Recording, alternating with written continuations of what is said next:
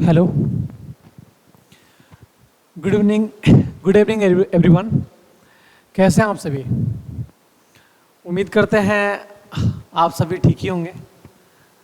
मैं भी ठीक हूँ। चलिए, कैसा चल रहा है आप सभी का पढ़ाई? अच्छी चल रही? उम्मीद कर रहे होंगे कि आपकी पढ़ाई जो भी है वो अच्छी चल रही होगी।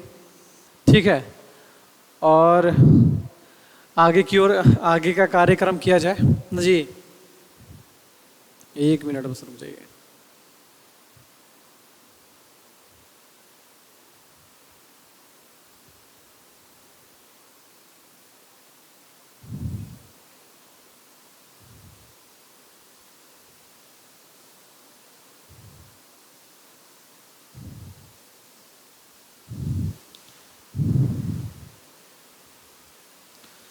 चलिए, तो हमने पिछले क्लास में कहाँ तक पढ़ाई किया था बाबू? शायद आप सभी को पता होगा, तो शायद लगता है कि हम एंडोप्लाज्मिक रेटिकुलम, तर्काई, राइबोसोम सारे के बारे में एक बार अध्ययन कर चुके थे। ठीक है, उस टॉपिक को अब हम आगे बढ़ाएंगे, यानी अब हम पढ़ेंगे न्यूक्लियस के बारे में। किसके बारे में पढ़ेंगे? न्यूक्लियस के बारे में पढ़ेंगे, यानी केंद्रक के बारे में पढ़ेंगे। यानी जहाँ तक हमको पता है वहाँ आई थिंक हमने लास्ट टॉपिक जो छोड़ा था, एक मिनट मैं देख ही लेता हूँ। हाँ, लास्ट टॉपिक मैंने छोड़ा जहाँ तक था, जहाँ तक मुझे पता है, ये शायद लगता है, हाँ, राजधानी हमने ख़त्म कर चुका था। सेल सर्प जो था हम लोग ख़त्म कर चुके थे, यानी राजधानी जो है हम लोग ख़त्म कर चुके थे। अब हम लोग को पढ़ना है केंद्रक के बारे में। किसके बारे में पढ़ना है जी? न्यूक्लियस के बारे में पढ़ना है, यानी केंद्रक के बारे में पढ़ना है। लेकिन आप सभी को ये भी पता होगा कि अब हमने देख लिया कि कोशिकाओं का भी खोज हो गया, सजीव कोशिकाओं का भी खोज हो गया, निर्जीव कोशिकाओं का भी खोज हो गया, है ना। हमने ये भी पता कर लिया कि जो हमारा नया सेल है वो पुराने सेल से है उसका निर्माण होता है। हमने सेल ऑर्गेनेल के बारे में देखा, यानी कोशिका अंगक के बारे में देखा। कोशिका द्रव्य के बारे में अभी नहीं देखा है, थोड़ा सा देखेंगे इसके बाद। कोशिका द्रव्य के बारे में शायद हमने देख लिया, शायद नहीं देखा है क्या? कोशिका द्रव्य तो मैंने पढ़ा दिया लगता है। आई थिंक कोशिका द्रव्य आई थिंक हो गया है सबका। चलिए, हो गया है कोशिका दिन। कोशिका कोशिका कोशिका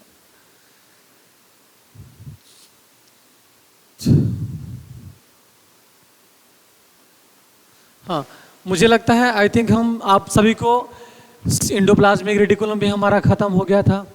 मतलब लगभग सारे टॉपिक जो है इसमें ख़त्म हो गए थे। एक मिनट,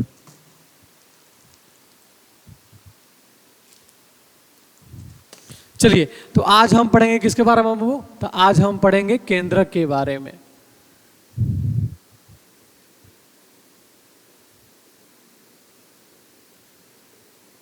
केंद्रक यानी हम लोग क्या बोलते हैं इसको? न्यूक्लियस।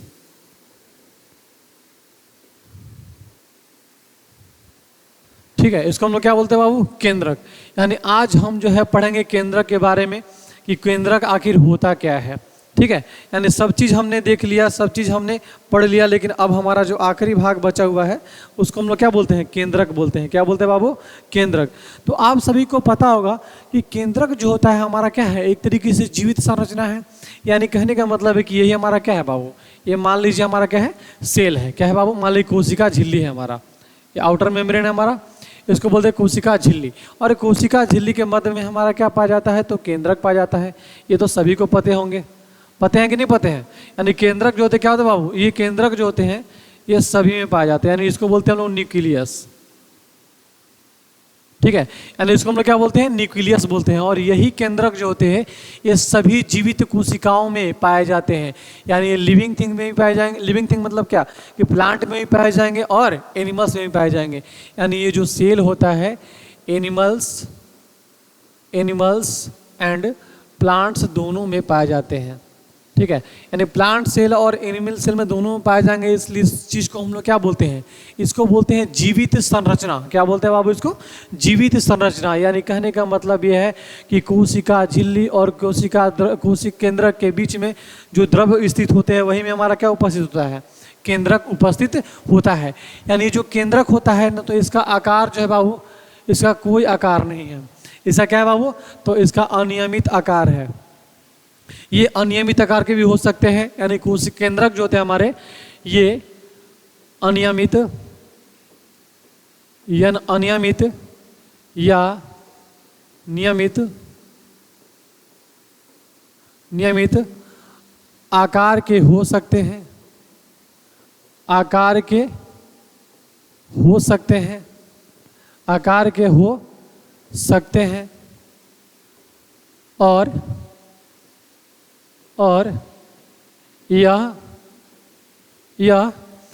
कोशिका के कार्य पर निर्भर करता है। यह कोशिका के कार्य पर निर्भर करता है, कार्य पर निर्भर करता है, यानी कोशिकाओं जो केंद्रक होगा हमारा, चाहे जो कोशिका होते हैं उनका अगर आकार में परिवर्तन हो रहा है या फिर कोई भी कोशिका हमारे पास है, सजीव कोशिका है जिनका आकार अनिश्चित, अनियमित या फिर नियमित आकार के हो सकते हैं। और इनमें खास बात यह है कि इनका जो आकार और आकृति में परिवर्तन होगा और परिवर्तन होने के साथ साथ जो ये डिपेंड किस पे करेंगे, तो ये डिपेंड करेंगे सिर्फ इसके कार्य पर, यानी कोशिका के कार्य के आधार पर हम ये तय करते हैं कि इसका आकार जो होगा कैसा होगा, गोलाकार होगा, वृत्ताकार होगा, जैसा भी होगा, है ना। लेकिन कभी कभी हम लोग ऐसा भी देखते हैं, हम लोग कि कभी कभी ऐसे भी देखते हैं कि कभी कभी कुछ ऐसे जीव हैं, कभी ऐसे जीव हो जाते हैं, कभी चाहे कोई ऐसा भी जीव है, चाहे जब सभी जीवित जीव में सभी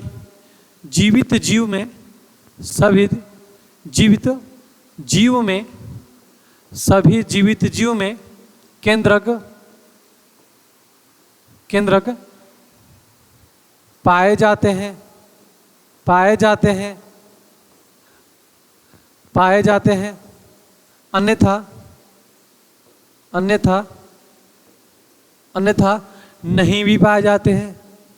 अन्यथा नहीं भी पाए जाते हैं, और कुछ हमारे पास ऐसे कोशिका है जिसके अंदर तो हमको दिखाई भी नहीं देता कि केंद्रक हमारा है कहाँ। यानी कहने का मतलब यह है कि केंद्रक का हमारे पास एक खास कोई लोकेशन नहीं होता। ये अपने अंगों को विभाजित करने के लिए क्या करते बाबू, तो अपने आकृति को मतलब परिवर्तन कर सकते हैं। इनका आकृति जो होता है वो अंडाकार हो सकता है, वृत्ताकार हो सकता है, और गोलाकार भी इनका जो आकृति है क्या हो सकते हैं, ये हो सकते हैं। ठीक है। और बोल इसमें क्या होता है कि सभी जीव की केंद्रक जो होते हैं एक समान नहीं होते हैं। यानी कहने का मतलब क्या है कि सभी जीव जो होगा हमारा, यानी सभी जीव जो होते हैं का केंद्रक एक समान नहीं होता है। सभी जीव का केंद्रक एक समान नहीं होता है, एक समान नहीं होता है। ठीक है, एक समान नहीं होता है। यानी यही कोशिका के अंदर हमारे भरे हुए हैं जीव द्रव्य। क्या भरे हैं बाबू, जीव द्रव्य। और जीव द्रव्य के अंदर एक छोटी सी हमारी संरचना पाई जाती है जिसको हम लोग क्या बोलते हैं, केंद्रक बोलते हैं, या फिर उसको न्यूक्लियस अपने भाषा में कह सकते हैं। कोई दिक्कत यहाँ तक केंद्रक के बारे में? यानी केंद्र का आकार अनियमित या फिर नियमित आकार के ये हो सकते हैं। पौधों की कोशिका जो होती है, चाहे पौधे की जो केंद्रक होती है, चाहे पौधे की जो कोशिकाएं होती हैं, उनका जो आकार होता है बिल्कुल क्या होते हैं, तो अनियमित आकार के होते हैं। वही जंतुओं की बात करें तो जंतुओं के आकार जो होती है कोशिका की वो क्या होगी, तो नियमित आकार के होते हैं। यानी ये हमारे पास क्या है बाबू, तो क्रियाएँ हैं जो कि ये हमारे साथ हमेशा होते रहते हैं।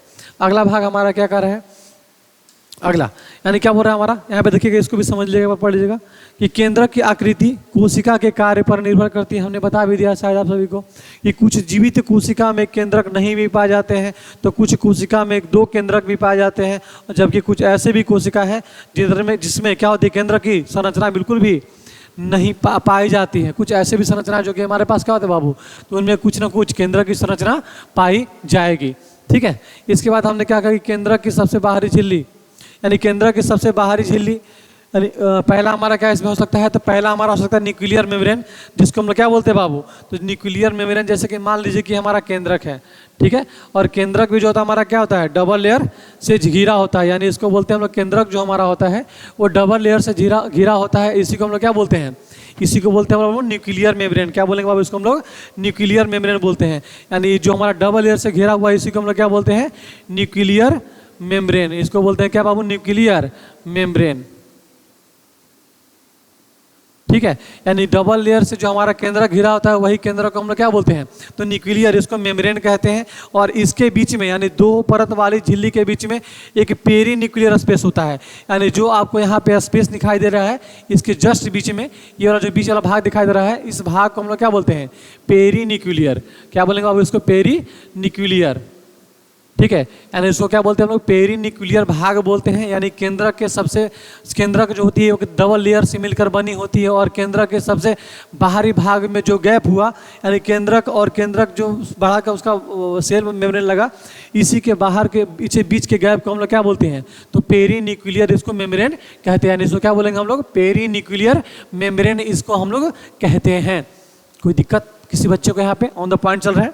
अगला हमारा बोल रहा है कि केंद्रक झिल्ली के बाहरी परत अंतःद्रव जलिका से, जबकि भीतरी परत क्रोमेटिन नेटवर्क से जुड़ा रहता है। यानी क्या बोल रहा है कि हमारा बोल, हम बताए थे एंडोप्लाज्मिक रेटिकुलम में आप सभी को कि मान लीजिए हमारा क्या चीज़, एक तरीके से सेल है, और सेल के जो गुच्छे समान जो संरचना होती है, बिल्कुल धागानुमा संरचना होती है, इसी को हम लोग क्या बोलते हैं, एंडोप्लाज्मिक रेटिकुलम बोलते हैं बाबू। और एंडोप्लाज्मिक रेटिकुलम में हम ये सब आपको बताए थे कि कुछ हमारी जो एंडोप्लाज्मिक रेटिकुलम होती है, इनकी जो संरचना होती है वो जीव द्रव में क्या होते हैं, तैरते रहते हैं। यानी जीव द्रव में क्या होगा, तैरते रहते हैं। और कुछ इनके कण जो होते हैं केंद्रक झिल्ली से भी जुड़े होते हैं, और कुछ इनके कण जो होते हैं वो आपके कोशिका झिल्ली से भी क्या होते हैं, जुड़े हुए होते हैं। यानी सबसे बाहरी मेम्ब्रेन को हम लोग क्या बोले, कोशिका झिल्ली बोले। इसको हम लोग क्या बोले बाबू, सेल मेम्ब्रेन बोले ना जी, सेल मेम्ब्रेन। और मेम्ब्रेन को हम लोग देखो यहाँ पे देखते हैं कि हम बताए थे कि एंडोप्लाज्मिक रेटिकुलम जो होता है ये हमारे मुख्यतः दो प्रकार से हो सकते हैं, और इसमें जो छोटे छोटे संरचनाएं पाई जाती हैं, है ना, इसी को हम लोग क्या बोलते हैं, इसी को बोलते हैं रफ एंडोप्लाज्मिक रेटिकुलम। और रफ एंडोप्लाज्मिक रेटिकुलम के सतह पर क्या क्या पाई जाती है, जो छोटे छोटे गोलाकार संरचना पाई जाती है, जिसको हम लोग क्या बोलते हैं, तो जिन्हें हम लोग कहते हैं राइबोसोम कहते हैं, जिन्हें हम लोग क्या कहते हैं, राइबोसोम कहते हैं। यानी राइबोसोम जो होता है वो राइबोसोम जो होता है वो अंतःप्रदवी जलिका यानी रफ एंडोप्लाज्मिक रेटिकुलम के सतहों पर क्या होती है, ये पाई जाती है। इसलिए इसको हम लोग क्या बोलते हैं, इसलिए इसको हम क्या बोलते हैं, तो खुरदरी संरचना इसको बोलते हैं। और यही दोनों के बीच के हम लोग गैप को क्या बोलेंगे, तो ये हमारा एंडोप्लाज्मिक रेटिकुलम होता है, जो कि क्या होता है, तो एक तरीके से केंद्र के भाग से जुड़ा हुआ रहता है। यानी हमारा जो न्यूक्लियस वाला भाग हुआ, इस न्यूक्लियस भाग से क्या रहेगा, तो ऐसे ऐसे संरचना जुड़ी रहेगी। ऐसे ऐसे संरचना जो होती है ये न्यूक्लियस वाले भाग से हमारी क्या होती है, जुड़ी रहती है, जिसको हम लोग क्या बोलते हैं, इसको बोलते हैं हम लोग एंडोप्लाज्मिक रेटिकुलम। इसको क्या बोलेंगे बाबू हम लोग, एंडोप्लाज्मिक रेटिकुलम। एंडोप्लाज्मिक रेटिकुलम यानी अंतःप्रदवी जलिका जो होती है कुछ केंद्रक भाग से भी जुड़ी होती है, और कुछ अपने सेल मेम्ब्रेन यानी कोशिका झिल्ली से भी या फिर कोशिका झिल्ली से ही जुड़ी होती है। और ये संरचना जो होती है ये हमारे जीव द्रव्य में पाए जाते हैं। यानी ये जो संरचना होगी हमारे किसमें पाई जाएगी, तो जीव द्रव्यों में संरचना जो होती है हमारी पाई जाती है। कोई दिक्कत यहाँ तक किसी को? आगे हमने कहा कि केंद्रक झिल्ली के बाहरी परत जो होती है इसमें क्या होगा, और इस जो छोटे छोटे छिद्र होती है इसमें क्या होते हैं बाबू, तो जैसे कि मान लो कि केंद्रक के बीच सबसे बाहरी आवरण में क्या होते हैं, तो छोटे छोटे छिद्र पाए जाते हैं, इसमें भी छोटे छोटे छिद्र पाए जाते हैं। और जिसके सहारे जितने भी हमारे पास क्या होते हैं पदार्थों का क्या होगा बाबू, तो इसमें पदार्थों का होता है, पदार्थों का क्या होता है, तो आदान प्रदान की क्रिया होता है। यानी पदार्थों का आदान प्रदान की क्रिया होती है। आदान प्रदान की क्या होगा इसमें, तो क्रिया जो होती है वो संपन्न होती है। यानी कहने का मतलब ये है कि केंद्रक झिल्ली के अंदर भी कुछ ऐसी संरचनाएं पाई जाती है, इसमें भी क्या होता है, तो पदार्थों का आवाजाही होता है, जो कि नियंत्रण कौन करता है, तो हमारा कोशिका झिल्ली जो है वो क्या करेगा, इसको तो नियंत्रण करता है। कोई दिक्कत यहाँ तक? इसके बाद आगे बढ़ते हैं। इसके बाद हमारा कह रहा है कि दूसरा हमारा क्या है, केंद्रक द्रव्य। यानी केंद्रक द्रव्य के भीतर भी हमारा क्या होता है, कुछ संरचनाएं पाई जाती है, छोटे छोटे संरचनाएं पाई जाती हैं।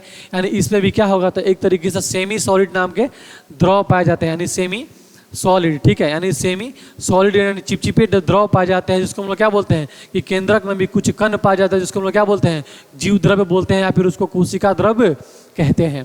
ठीक है, अगला हमारा बोल रहा है कि इसमें इस द्रव में मुख्य रूप से प्रोटीन, फास्फोरस और न्यूक्लिक अम्ल यानी पाए जाते हैं। तो आप सभी को ये भी पता होगा कि जो हमारा केंद्रक है और केंद्रक के अंदर हमारा क्या होता है, तो डीएनए और आरएनए होता है, और जो कि यही डीएनए और आरएनए जो होता है हमारे क्या करता है बाबू, तो आप सभी को पता होगा कि डीएनए की सबसे छोटी इकाई को हम लोग क्या कहते हैं बाबू, तो डीएनए की सबसे छोटी इकाई को कहते हैं हम लोग जीन। क्या कहेंगे बाबू, जीन। और यही जीन जो होता है हमारे क्या चीज़ में मदद करेगा, तो अनुवांशिकी में मदद करता है।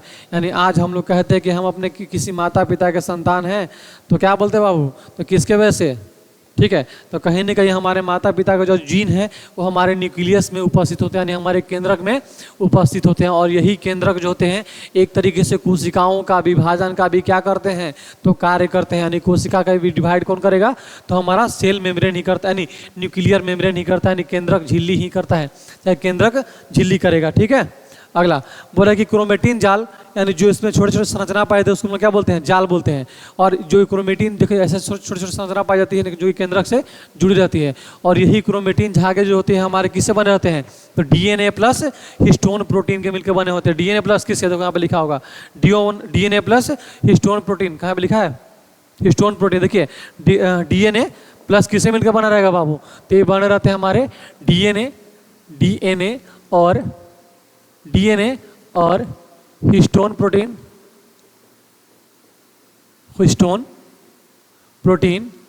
डीएनए हिस्टोन प्रोटीन एवं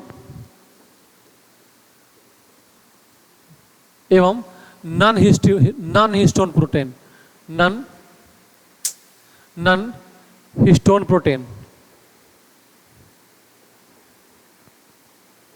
ये दोनों संरचनाओं से मिलकर बने होते हैं, यानी डीएनए प्लस हिस्टोन प्रोटीन से मिलकर बने होते हैं, या फिर डीएनए नॉन हिस्टोन प्रोटीन से मिलकर ये बने होते हैं। और इनमें संरचना जो कुछ होती है, ये इसमें आरएनए की भी कुछ संरचनाएं इसमें जो होती है वो पाई जाती है, इसमें भी और इसमें भी, यानी दोनों में क्या पाई जाएगी, तो आरएनए के छोटे छोटे संरचनाएं जो होती है इसके अंतर्गत वो पाई जाती है। कोई दिक्कत यहाँ तक। इसके आगे इसका हमने क्या कहा कि कोशिका द्रव्य में क्रोमेटिन जालिका दो तरह से हो सकते हैं। एक जालिका बिखरा हुआ हो रहता है, तो जिसको हम लोग यूरोक्रोम कहते हैं, यूरोक्रोमेटिन कहते हैं। ठीक है, जो जालिका क्या रहेगा बाबू, बिखरा हुआ रहता है, यानी कुछ इसमें भी ऐसे सतह पाए जाते हैं जिसका कोई अंग नहीं होता है, यानी इधर उधर क्या रहेंगे, वो बिखड़े रहेंगे। और बिखड़े हुए अंग को हम लोग क्या कहते हैं बाबू, तो बिखड़े हुए अंग को हम लोग कहते हैं क्या बाबू, तो यूक्रोमेटिन। क्या कहेंगे बाबू इसको, यूक्रोमेटिन, यूक्रोमेटिन धागा। यानी जो हमारा बिखरा हुआ संरचना रहता है उसको हम लोग क्या बोलते हैं, यूक्रोमेटिन धागा उसको हम लोग कहते हैं। और दूसरा हमारा इसमें यहाँ पे होता है कि जो सघन एवं सख्त रहता है, जो कि क्या रहेगा, कठोर रहता है, उसको हम लोग क्या बोलते हैं, उसको बोलते हैं हेट्रोक्रोमेटिन। क्या उसको क्या बोलते हैं बाबू, उसको बोलते हैं हम लोग हेट्रोक्रोमेटिन, उसको बोलते हैं हेट्रोक्रोमेटिन, उसको बोलते हैं हेट्रोक्रोमेटिन। ठीक है, यानी उसको हम लोग क्या बोलते हैं, हेट्रोक्रोमेटिन, यानी बिखरे केंद्रक के अंदर पाए जाने वाली विशेष संरचना जो होती है, जो कि बिखरी हुई रहती है, और वही संरचनाओं को हम लोग क्या बोलते हैं, तो यूक्रोमेटिन बोलते हैं। और जो हमारा संरचना जो होता है जटिल होता है, एक तरीके से एक दूसरे से अटैच होते हैं, और वही अटैच को हम लोग क्या बोलते हैं, तो हेट्रोक्रोमेटिन कहते हैं। उसको हम लोग क्या कहेंगे बाबू, उसको हेट्रोक्रोमेटिन उसको हम लोग कहते हैं। अगला आगे बढ़ रहा है कि कोशिका विभाजन के समय क्रोमेटिन जालिका एक नई छड़ जैसी संरचना में बदल जाती है, तब इसे गुणसूत्र कहा जाता है। यानी कहने का मतलब है कि कोशिकाओं का विभाजन जो होगा, यानी किससे होता है जी, तो न्यूक्लियस से इसका विभाजन होता है। यानी न्यूक्लियस जो होता है एक सेल से दूसरे सेल में क्या होता है, टूट जाता है। और ओवम के मतलब इसका जो अपना जो सेल होता है वो क्या करता है जी, तो एक भाग से दूसरे भाग में टूटता है, यानी एक नए सेल का क्या करेगा, तो निर्माण करेगा। यानी कोश केंद्रक से ही, यानी केंद्रक झिल्ली से ही, यानी केंद्रक द्रव में उपस्थित केंद्रक झिल्ली से ही क्या होता है, तो मतलब एक तरीके से एक नए सेल का निर्माण होता है, यानी एक नए कोशिका का क्या होगा, तो निर्माण होगा। यानी विभाजन की क्रिया जो होती है वो केंद्रक में ही पाई जाती है। यानी केंद्रक में क्या होगा जी, तो विभाजन की क्रियाएं जो है इसमें पाई जाती है। और केंद्रक एक सेल को डिवाइड करके एक नए सेल का क्या करता है, तो निर्माण करता है। कोई दिक्कत, चलिए आगे बढ़ते हैं इसको हम लोग। अगर कोशिका के अंदर होने वाले समस्त कार्य एवं गतिविधियों का नियंत्रण केंद्रक द्वारा ही किया जाता है। और केंद्रक को कोशिका का हम लोग क्या बोलते हैं बाबू? मस्तिष्क बोलते हैं।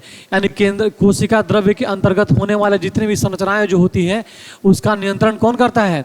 तो हमारा केंद्रक करता है। यानी कोशिका के अंदर, कोशिका के अंदर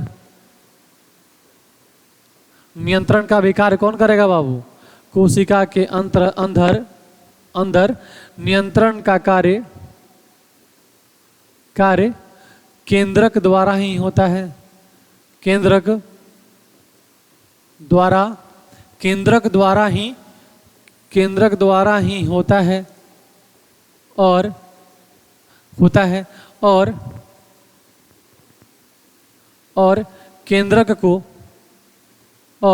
केंद्रक को कोशिका का मस्तिष्क कहते हैं। और केंद्रक को कोशिका का मस्तिष्क कहते हैं। और कोशिका का क्या कहेंगे बाबू? मस्तिष्क कहते हैं। यानी यहाँ पे क्या बोले? कोशिका के अंदर नियंत्रण का भी कार्य किसका होगा बाबू? तो केंद्रक द्वारा ही होता है। यानी हम सब जानते हैं कि केंद्रक का सुरक्षा कौन प्रदान करेगा? तो कोशिका झिल्ली करेगा। कौन करेगा बाबू? कोशिका झिल्ली करेगा। और कोशिका झिल्ली का सुरक्षा कौन करेगा? तो कोशिका झिल्ली का सुरक्षा करता है हमारा पौधों में उपस्थित कोशिका भित्ति करता है। यानी केंद्रक का सुरक्षा कौन करेगा? तो हमारा कोशिका भित्ति जो है वो क्या करता है? तो इसका नियंत्रण करता है। कोई दिक्कत? अगला बोला कि चौथा भाग हमारा बोला कि केंद्रक द्रव्य में एक छोटी गोलाकार संरचना होती है जिसे केंद्रिका कहते हैं। और इसकी खोज जो है फॉन्टाना, कौन कहता है बाबू? फॉन्टाना। यानी छोटा क्या बाबू? तो केंद्रक द्रव्य में, यानी केंद्रक द्रव्य में क्या होगी? छोटी संरचना पाई जाएगी जिसको हम लोग क्या बोलते हैं? जिसको हम लोग कहते हैं बाबू उसको गोलाकार संरचना बोलते हैं। जिसको हम लोग केंद्रिका कहते हैं, यानी न्यूक्लियोलस कहते हैं। इसको हम लोग क्या कहेंगे? न्यूक्लियोलस। ठीक है, यानी इसको हम लोग क्या बोलते हैं? न्यूक्लियोलस कहते हैं। और यही न्यूक्लियोलस का खोज किसने किया था? तो फॉन्टाना ने। कौन किया था? तो एक फॉन्टाना। ठीक है, फॉन्टाना नामक एक वैज्ञानिक थे जिन्होंने क्या किया था? तो न्यूक्लियोलस का खोज किया था। यानी हम लोग यहाँ पे ये देखें कि केंद्रक के अंदर बहुत सारी संरचनाएं पाई जा रही है। जैसे कि हम देखा क्रोमेटिन धागा भी देखा, न्यूक्लियोलस देखा, न्यूक्लियोप्लाज्म भी देखा हम लोग ने। ये सारे के सारे क्या होते हैं बाबू? तो हमारे केंद्रक के भागों में पाए जाते हैं। और केंद्रक जो होते हैं हमारा एक तरीके से क्या है? तो कहीं ना कहीं हमारा अनुवांशिकी का लक्षण जो है केंद्रक भाग को ही कहा जाता है। आप सभी जानते हो कि हमारे केंद्र के अंदर डीएनए और आरएनए दोनों पाए जाते हैं। यानी डीएनए और आरएनए दोनों पाए जाते हैं, जिसके वजह से क्या होती है?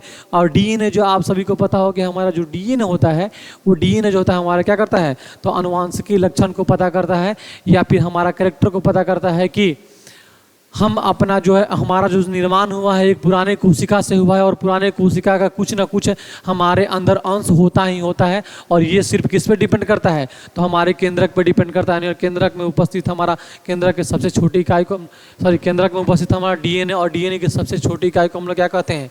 जीन कहते हैं। और यही जीन के सारे हमको पता चलता है कि हमारे अंदर की जो कोशिकाएं हैं वो क्या कर रही हैं? तो हमेशा विभाजन करती हैं। और विभाजन करने के साथ साथ उनका जो गुण है, उनका जो कैरेक्टर है, वो सारे के सारे हमारे किस में आते हैं? तो हमारे आने वाले अगले न्यू जीन में, यानी न्यू अनुवांशिकी लक्षण में, या फिर न्यू हमारा अगला पीढ़ी में। यहाँ तक दिक्कत किसी को नहीं ना? आगे बढ़ते हैं हम लोग। ठीक है, तो ये हमारी कोशिका की केंद्रक झिल्ली की कुछ कहानी थी। इसके बाद हम आते हैं प्रोकैरियोटिक और यूकैरियोटिक कोशिका पे। ठीक है, यानी अब हम आएंगे किस बाबू? तो प्रोकैरियोटिक और यूकैरियोटिक कोशिका पे। यानी प्रोकैरियोटिक कोशिका जो होती है हमारी क्या होती है और यूकैरियोटिक कोशिका जो होती है हमारी क्या होती है? प्रो मतलब तो सबको पता होगा, पहले से जानते हैं हम लोग सब कि प्रोकैरियोटिक, इसको पहले हेडिंग डाल लेता हूँ। ठीक है, आगे हम लोग क्या पढ़ेंगे बाबू? तो प्रोकैरियोटिक और यूकैरियोटिक कोशिका के बारे में हम लोग पढ़ेंगे। आगे हम लोग क्या पढ़ेंगे? प्रोकैरियोटिक,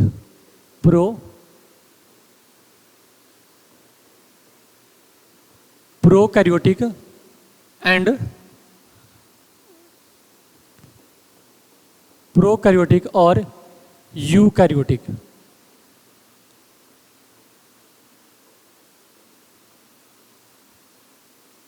इसको हम क्या बोलते हैं? प्रोकैरियोटिक और यूकैरियोटिक।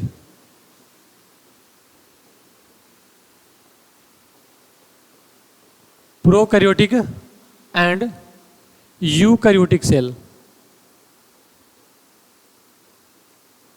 यूकैरियोटिक सेल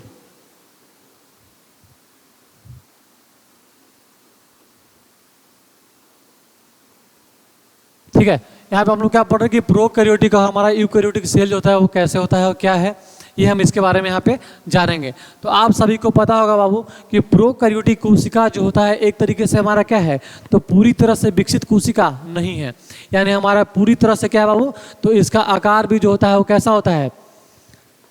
पहला बात की जो प्रोकैरियोटिक कोशिका है इसकी संरचना जो होती है वो जंतुओं के अपेक्षा में क्या होती है, काफ़ी छोटी होती है। यानी इनमें कहा जाए तो प्रोकैरियोटिक कोशिकाओं में अंतर का स्पष्ट लिख दे, क्या बेस्ट रहेगा। यानी प्रोकैरियोटिक कोशिकाओं में क्या होती है, यानी प्रोकैरियोटिक कोशिका में क्या होता है बाबू, तो प्रोकैरियोटिक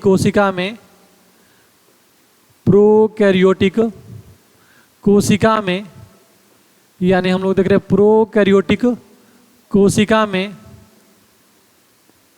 प्रोकैरियोटिक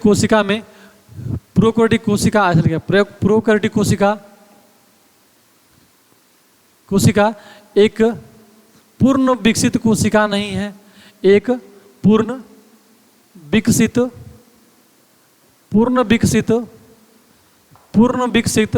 कोशिका नहीं है,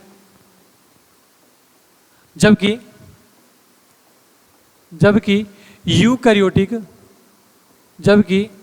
यूकैरियोटिक पूर्णतः विकसित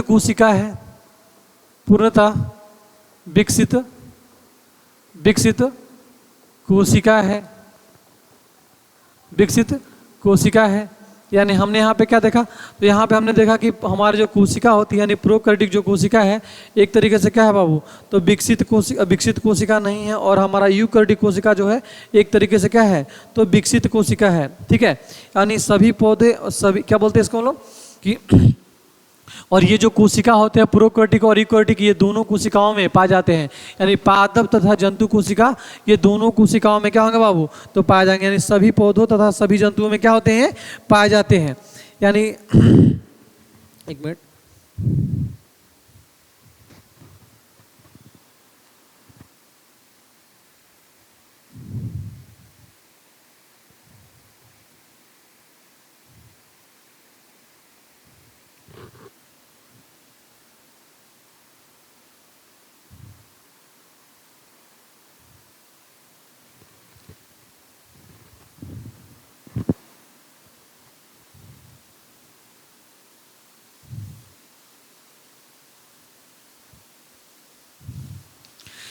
चलिए देखिए यहाँ पे, यानी हमने क्या कहा कि प्रोकैरियोटिक जो कोशिका है हमारा एक तरीके से पूर्णतः विकसित कोशिका नहीं है, जबकि हमारा यूकैरियोटिक कोशिका जो है एक तरीके से क्या है, एक विकसित कोशिका है। और जो हमारा प्रोकैरियोटिक कोशिका होता है, प्रोकैरियोटिक कोशिका होता है बाबू, इसमें केंद्र का क्या रहता है जी, तो अभाव रहता है। प्रोकैरियोटिक कोशिका में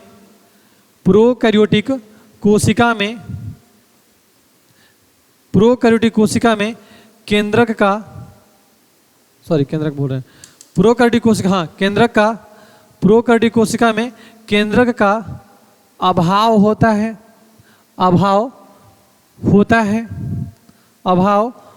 है। वहीं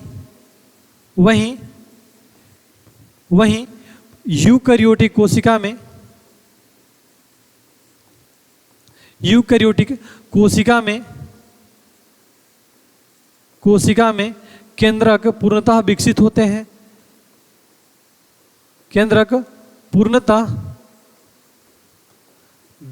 हैं, पूर्णतः क्या होगा बाबू, तो विकसित होते हैं। यानी पूर्णतः क्या होगा बाबू, तो विकसित होते हैं। थोड़ा सा दिक्कत हो रहा है जी, एक मिनट मैनेज कर लीजिएगा।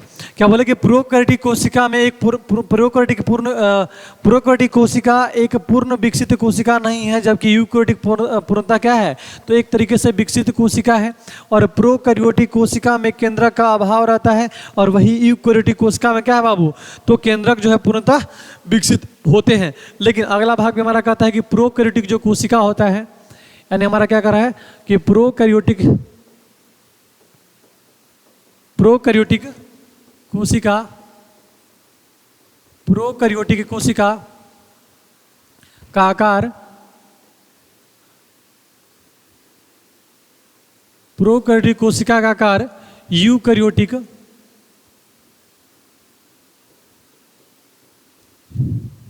यूकैरियोटिक की अपेक्षा छोटी होती है। यानी हमने क्या कहा कि प्रोकैरियोटिक कोशिका का आकार जो होगा यूकैरियोटिक कोशिका की अपेक्षा क्या होगी, तो छोटी होती है। यानी जंतुओं में क्या होगा बाबू, तो ये बड़ी कोशिका एक तरीके से क्या पाई जाएगी, तो जंतुओं में एक तरीके से क्या पाया जाएगा बाबू, तो बड़ी कोशिका पाई जाएगी। यानी जंतु सेल में एक तरीके से बड़ी कोशिका पाई जाती है। और क्या बाबू, तो हमारा प्रोकैरियोटिक कोशिका में केंद्रक, वास्तविक केंद्रक नहीं उपस्थित होते हैं, और यूकैरियोटिक कोशिका में वास्तविक केंद्रक उपस्थित होते हैं। और प्रोकैरियोटिक कोशिका में एक तरीके से हम बोल सकते हैं कि प्रोकैरियोटिक कोशिका में राइबोसोम की जो संख्या होती है, इसमें क्या बोल सकते हैं कि प्रोकैरियोटिक कोशिका में, इसमें क्या बोल सकते हैं बाबू, तो प्रोकैरियोटिक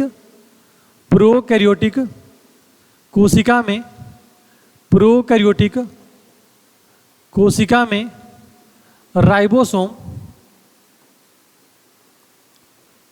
प्रोकैरियोटिक कोशिका में राइबोसोम की संख्या, ठीक है, राइबोसोम की संख्या 70S प्रकार की होती है, 70S प्रकार की होती है। वही अगर बात करें हम लोग यूकैरियोटिक कोशिका का, यूकैरियोटिक सेल, यूकैरियोटिक कोशिका में राइबोसोम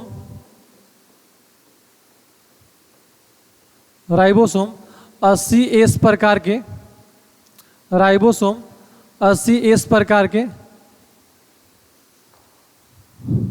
होते हैं।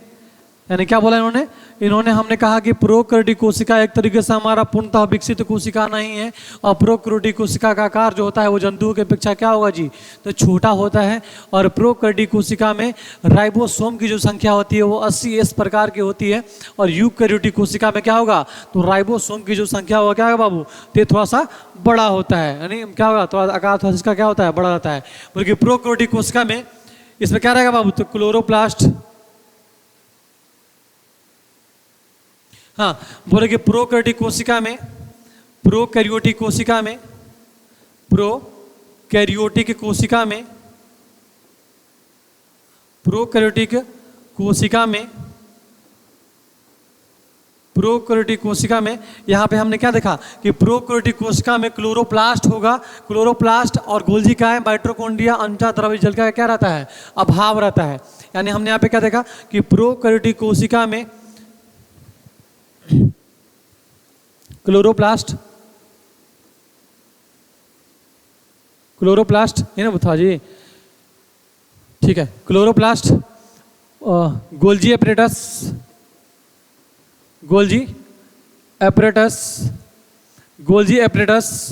और माइटोकॉन्ड्रिया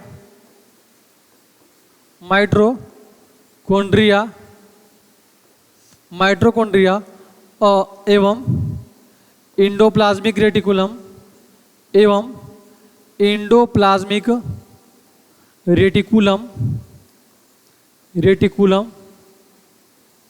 का अभाव रहता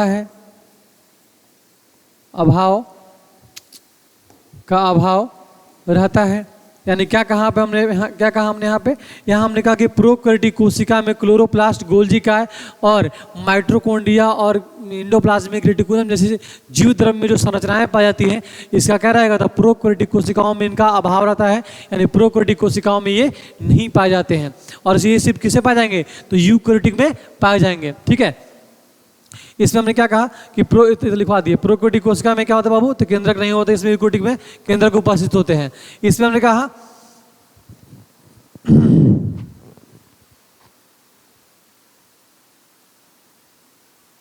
देखिए आप ये भी बोल सकते हैं हम ना कि यूकैरियोटिक कोशिका में कोशिका भित्ति पाई जाती है और प्रोकैरियोटिक कोशिका में कोशिका भित्ति, सॉरी, यूकैरियोटिक कोशिका में कोशिका भित्ति नहीं पाई जाती है और प्रोकैरियोटिक कोशिका में क्या पाई जाती है बाबू, तो कोशिका भित्ति पाई जाती है।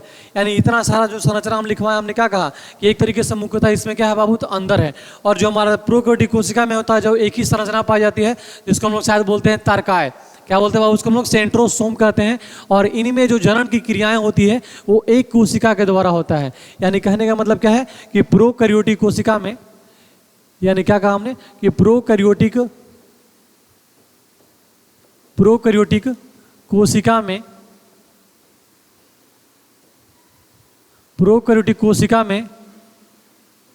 जनन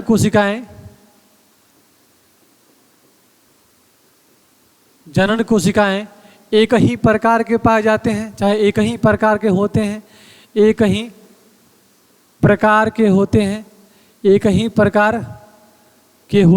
या पाए जाते हैं, एक ही प्रकार के होते हैं, बल्कि जंतुओं में यानी यूकैरियोटिक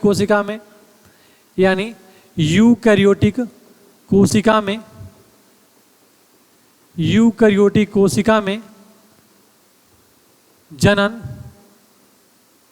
जनन कोशिकाएं अनेक पाए जाते हैं, जनन कोशिका अनेक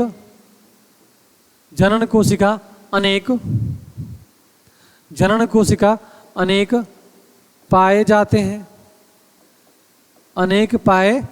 हैं। यानी कहने का मतलब क्या है कि प्रोकैरियोट का जो सेल होता है उसमें एक कोशिका ही से क्या होता है, उसमें विभाजन होता है, और इसमें जो होता है हमारा क्या होगा, तो बहुत सारे कोशिकाओं जो होते हैं एक साथ मिलकर के क्या करते हैं बाबू, तो अपने समूहों को बनाते हैं। ठीक है, अगला भाग हमने क्या कहा, तो इसको पढ़ लेते एक बार फिर से कि इसमें लिखा हुआ भी कि प्रोकैरियोटिक कोशिका में केवल एक ही गुणसूत्र होते हैं और इसमें डीएनए और हिस्टोन प्रोटीन क्या रहते हैं बाबू, तो नहीं एब्सेंट रहते हैं। बोला कि जबकि यूकैरियोटिक कोशिका में अधिक क्रोमोसोम यानी गुणसूत्र की संख्या पाई जाएगी, यानी अनेक जो होंगे क्या होंगे इसमें, तो जनन सेल होंगे, यानी अलग अलग क्या होंगे, कोशिका होंगे, विभिन्न प्रकार के इसमें क्या पाए जाएंगे, तो सेल ऑर्गेनेल पाए जाएंगे। ठीक है, आगे बोल रहा है, ये खत्म हो गया, बड़ा जल्दी खत्म हो गया। देखिए इसको एक बार फिर से हम रिविजन कर लेते हैं। यानी क्या कहा हमारा, यानी बोल रहा है कि प्रोकैरियोटिक और यूकैरियोटिक कोशिका में हमारा क्या है बाबू, अंतर है। तो प्रोकैरियोटिक कोशिका एक पूर्णतः विकसित कोशिका नहीं है, एक यूकैरियोटिक कोशिका क्या है हमारा, तो एक तरीके से विकसित कोशिका है। और प्रोकैरियोटिक कोशिका में केंद्रक का अभाव होता है और यूकैरियोटिक कोशिका में क्या होता है जी, तो केंद्रक जो होता है हमारा क्या रहेगा, तो उपस्थित रहता है। और जो ये जंतुओं की संरचना में जो प्रोकैरियोटिक कोशिका का आकार होता है मुख्यतः छोटा होता है, और यूकैरियोटिक कोशिकाओं में क्या होती है, इसकी संरचना जो होती है काफ़ी बड़ी होती है। ठीक है,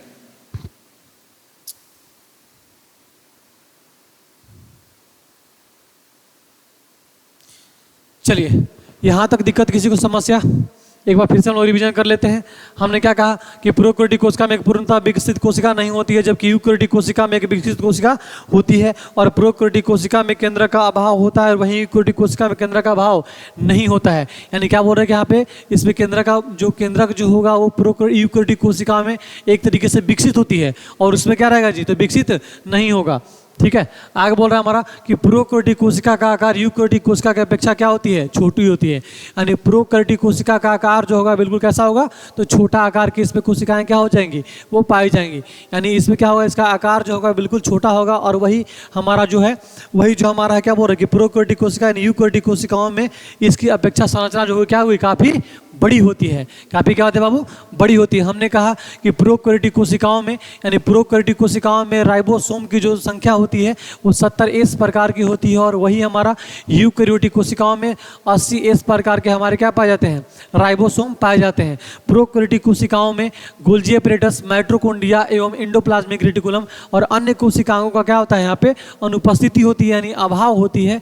और यही जो कोशिका होता है हमारे सारे के सारे ऑर्गेनेल्स होते हैं ये हमारे यूकैरियोटिक कोशिकाओं में पाए जाते हैं। यानी सारे के सारे जो हमारे सेल ऑर्गेनेल जो होंगे हमारे कहाँ पाए जाएंगे बाबू, तो यूकैरियोटिक कोशिकाओं में ये सब सारे के सारे पाए जाते हैं। यहाँ तक हमने देखा कि प्रोकैरियोटिक हमने खत्म कर लिया और यूकैरियोटिक खत्म कर लिया, और केंद्रक भी हमने क्या कर लिया, खत्म यहाँ पे कर लिया। यानी केंद्रक भी हमने क्या कर लिया, यहाँ पे खत्म कर लिया। अगर यहाँ तक किसी बच्चे को कोई समस्या है तो ऑन द स्पॉट यहीं पे पूछिए, खड़े हैं हम। चलिए, यानी आपको यहाँ तक समझने में किसी को कोई समस्या, यानी इस टॉपिक में अगर समझने में किसी को भी समस्या है तो बताइए हमको। इस टॉपिक में समझने में अगर किसी को भी कोई समस्या है तो बताइए हमको।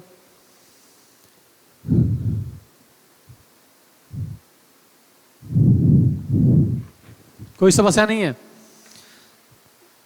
तो चलिए आज के लिए इतना ही रखते हैं, फिर कल मिलेंगे अगले क्लास में। तब तक के लिए आप सब जो है बढ़िया से पढ़ते रहिए, ज़बरदस्त तरीके से तैयारी करते रहिए, और मस्त रहिए और ज़बरदस्त रहिए। और क्या ही बोलूँ, कॉकरोच का ज़माना चल रहा है, लेकिन आजकल खास बात ये है कि अब जो है आप सभी का शिक्षक का वैकेंसी जो है वो प्रत्येक वर्ष जो है 20,000 समथिंग जो है वो आने वाले हैं। हमारे सीएम साहब बोले हैं कि प्रत्येक वर्ष जो है शिक्षक की वैकेंसी जो है लगभग वो 20,000 की काउंटिंग में, मतलब 20,000 की संख्या में लगभग सबको मतलब ये दिया जाएगा। और आपके पास एक खास मौका है, अगर कोई आप लोग डीएड चाहे डीएलएड चाहे बीएड जो क्वालिफाई कर चुके हैं तो TRE 4 एग्ज़ाम में आप लोग बैठिए और बीपीएससी को अटेंड कीजिए, ठीक है।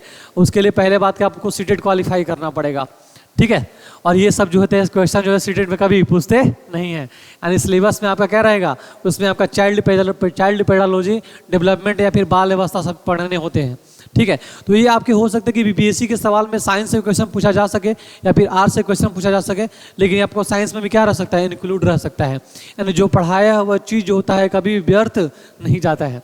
अगर चाहें तो कोई साइंस पेडागोजी से होंगे या फिर साइंस ऑनर्स पेपर से होंगे तो उनको कहीं ना कहीं ये प्रोक्रिटिक और रिक्रूटिक कोशिकाओं के बारे में अगर आता है तो आप जवाब दे पाएंगे, ठीक है। या फिर सेल ऑर्गेनल से तो क्वेश्चन पूछा ही जाता है, ऐसा तो नहीं है कि सेल से कोशिका से क्वेश्चन नहीं पूछा जाता है। अब सारे के सारे जितने भी कोशिकाओं से क्वेश्चन पूछे जाएंगे। अब ऐसा नहीं है कि एक बार बताने के बाद दोबारा जो है इस चीज़ को आप छोड़ कर कहिएगा, इतना तो विश्वास दिलाते हैं हम भी। चलिए तब तक के लिए यहीं पे आज क्लास को क्लोज करते हैं, फिर अगले दिन मिलेंगे। तब तक के लिए आप लोग ऐसे ही पढ़ते रहिए, जबरदस्त तरीका से मस्त रहिए, खुश रहिए और जय हिंद। Thank you.